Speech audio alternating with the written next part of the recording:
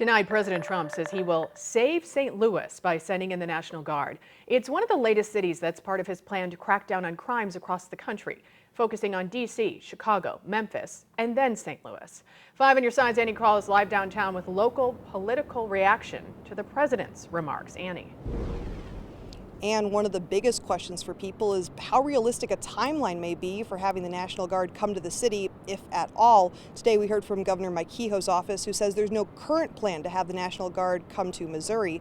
But again, today President Donald Trump said that St. Louis is certainly under consideration.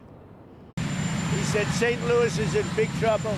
That's what President Trump said on Tuesday after fielding questions about which cities he may send the National Guard into next, saying the day before, "We've got to save these cities.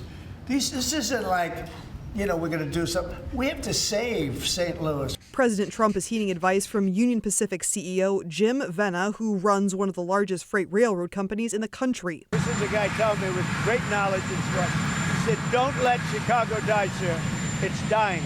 Don't let it die. I'm going to Chicago next." Meanwhile, the St. Louis Metro Police said they haven't had any substantial conversations about the National Guard coming to the city. The police department has been under state control since March. There have been very brief conversations with the governor's office, but that is limited to, "Hey, have you heard anything?" The governor's office saying there are currently no plans to have federal troops here. However, quote, Governor Kehoe continues to keep options open to keep Missourians safe.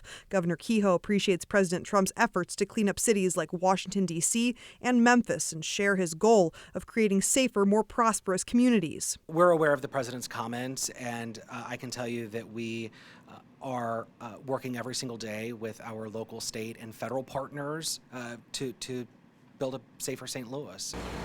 In May, the National Guard was in St. Louis to help with tornado recovery. That's the sort of help Mayor Kara Spencer said she's looking for.